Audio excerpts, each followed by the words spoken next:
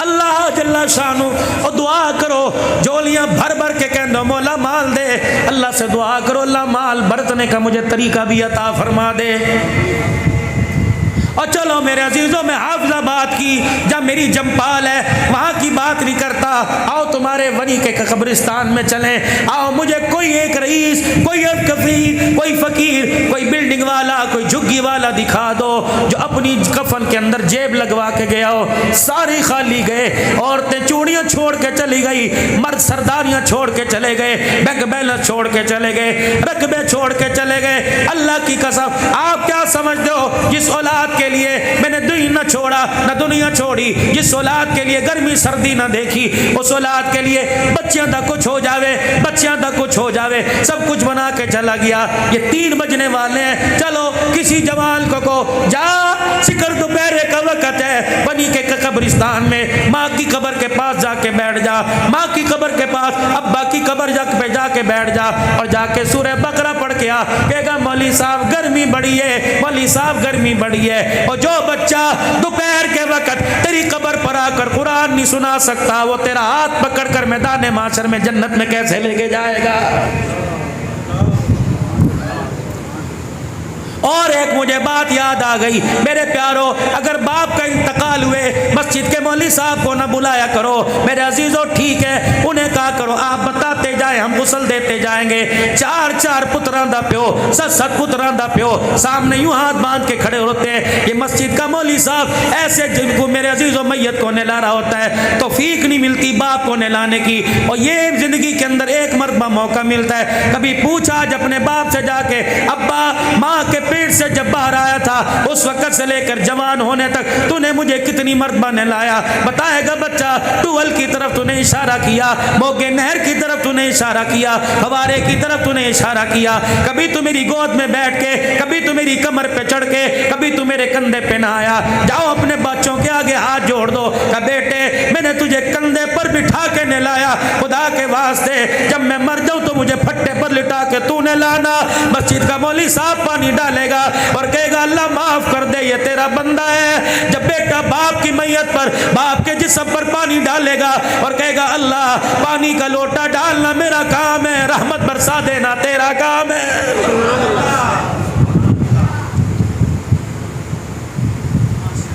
और एक बात आपसे मेरे अजीजों और मैं अर्ज करके जाऊं, खुदा के वास्ते अगर अल्लाह तुहानू सोख देवे या औख देवे, बेशक चटनी से रोटी खाओ या पराठों से खाओ, अल्लाह के वास्ते अपने माँ बाप को अपने साथ रखना। दुकानों में वो बरकत नहीं, कारोबार में वो बरकत नहीं जो माँ बाप के हाथों में अल्लाह ने बरकत रख रखी है। खुदा करे वनी के से लेकर हाफिजाबाद तक और पूरे पाकिस्तान के अंदर कोई ऐसा घर नजर ना आए जिस घर के अंदर माँ बाप अपने बच्चों की वजह से परेशान हो और कोई बंदा उनके पास जाके बैठे और जाके कहे चाचा की हाली, चाचा यूं मुंह करके इधर यूं अपनी आस्तीन से आंसू साफ करके रोए और कहे बड़े पुत्र ने मैनू बड़े परेशान कर दिता। उस बड़े पुत्र के पास बड़े पंचायत ले जाओ और हाथ जोड़ के को खुदा रहा अपने माँ बाप को दुनिया के अंदर हंसा ले, वगरना खुदाए पाक तुझे कब्र में लिटाकर ऐसा रुलाएगा कयामत आ जाएगी तुझे चुप कराने वाला कोई नहीं आएगा। क्या आपने रोडों के ऊपर उन बुजुर्गों की अफसुर्दगी को, परेशानियों को नहीं देखा जो मोटरसाइकिल और गाड़ी के हार्नों से कांप जाते हैं? उनके अंदर जान ही कोई नहीं, देसी घी तू खा रहा है, मक्खन के परोठे तू खा रहा है और उनको रोटी खिलाता कहता है थोड़ी खा ब्लड प्रेशर हो जाएगा, थोड़ी खा ब्लड प्रेशर हो जाएगा।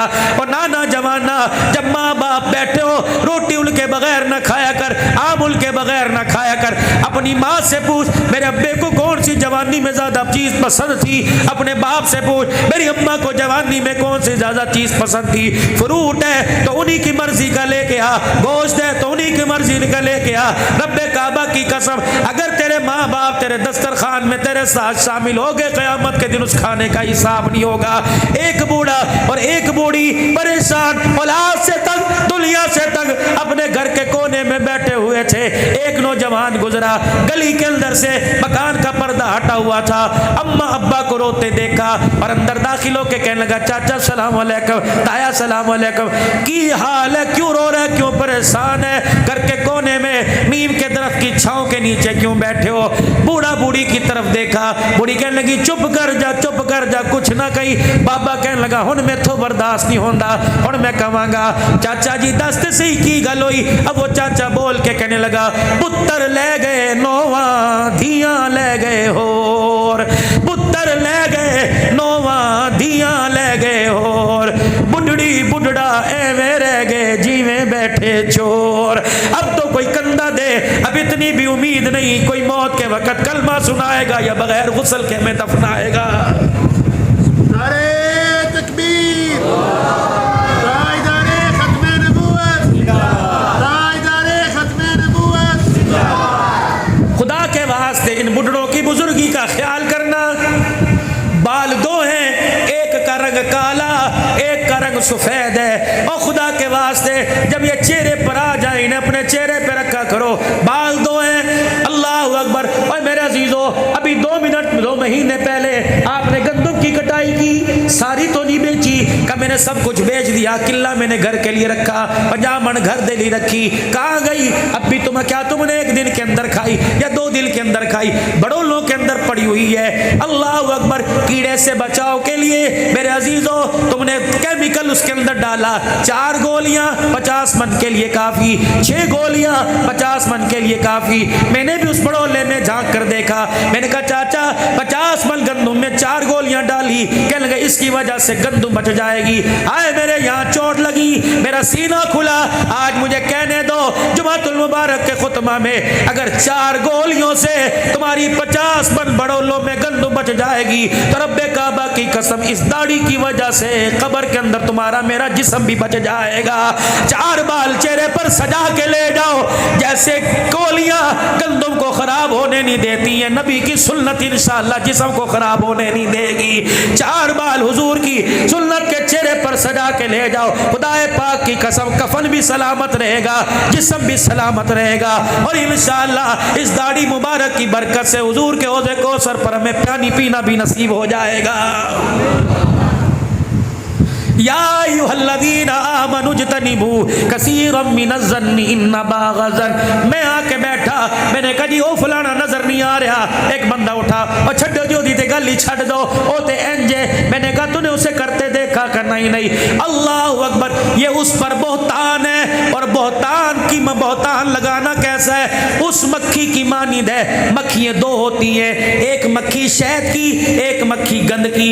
गंद उठाती है, गंदी थूकती है। शहद की मक्खी गंद पर भी बैठ जाए, छत्ते में जाके शहद उगलती है। फरमाया गीबत करने वाले की मिसाल उस गंदी मक्खी की तरह है जो एक जगह से गंद उठाकर दूसरी जगह गंद थूक देती है। अल्लाह अकबर। बहतान लगाने वाला। और गीबत क्या है मेरे अजीजों?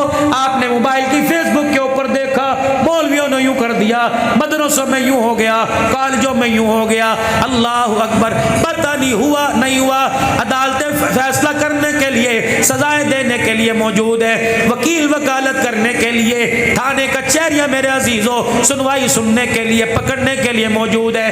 तेरे मेरे पर मेरे अजीजों जब ये तेरे मेरे कान में कोई ऐसी खबर आए, महल्ले की हो, मदरसे की हो, असम्बली की हो, डिलीट कर दे और आंखें बंद करके कह अस्तगफिरुल्लाह। तुझे क्या पता तेरे एक लाइक करने से यूरोप कंट्री के अंदर ये मैसेज जा रहा है, हॉलैंड के अंदर, कनाडा के अंदर जहाँ नबी के गुस्ताख मौजूद है, खत्मे नबूवत पर हमला कर रहे हैं, ये मैसेज जा रहा है। पाकिस्तान की इज्जत नफ्स तो दूर की बात है, इस्लाम की इज्जत के ऊपर हर्फ आ रहा है। गीबत क्या है? अल-गीबतु अशद्दु मिनज़-ज़िना। गीबत जिना से बड़ा गुनाह है। मेरे अंदर अल्लाह ना करे कोई ऐब हो, इस ऐब को मौलवी साहब ने देखा और दूसरे के आगे जाकर बयान कर दिया और मुझे पता लगा। अल्लाह अकबर। मैंने कहा हजरत साहब मैनू उम्मीद नहीं सी कि तुसी ए गल अगे करोगे, मैनू बड़ा दुख हुआ।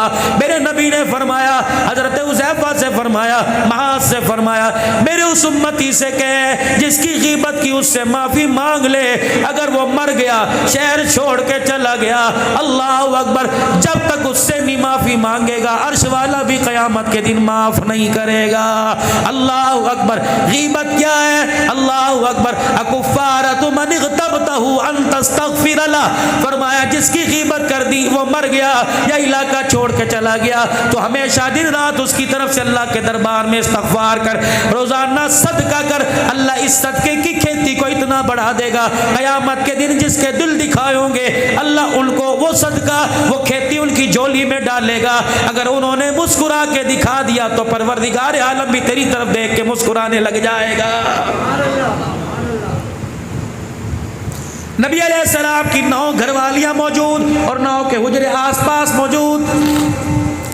एक माई का कद छोटा था, हुजरा में तशरीफ लाई, हजरत आयशा ने दूसरी को देख के कह दिया छोटे कद वाली आई। हुजूर अलैहिस्सलाम की निगाह पड़ गई, फरमाया आयशा ऐसा ना कर, अगर क़यामत के दिन अल्लाह ने इसी बात पे पकड़ लिया तो मैं मोहम्मद भी नहीं छुड़ा सकता। आयशा ये भी कीमत है, उम्मत को समझा दिया खबरदार किसी के ऐब का इशारा न करना, उम्मत को समझा दिया किसी का ऐब जुबान से जाहिर न करना, आँख से देखा दूसरी आँख तक ना पहुँचाना, वरना परवरदिगार आलम बेड़ा गर्क करने में देर नहीं करेगा। उठाओ सूरह हुजुरात, अयुहिब्बु अहदुकुम अन याकुला लहमा अखीहि मैता फकरिहतुमूह, क्या सारे मुसलमान, क्या तुम्हारे में से कोई गवारा करता है अपने मुर्दार भाई का गोश्त खाए? फरमाया अगर मुर्दार भाई का गोश्त नहीं खा सकता तो किसी की ग़ीबत करना ऐसा है जिस तरह मुर्दार भाई का उसने गोश्त खाया है। इस वक्त मेरे अजीजों हमारा कितना बड़ा नुकसान है, आपको मुझे एहसास है।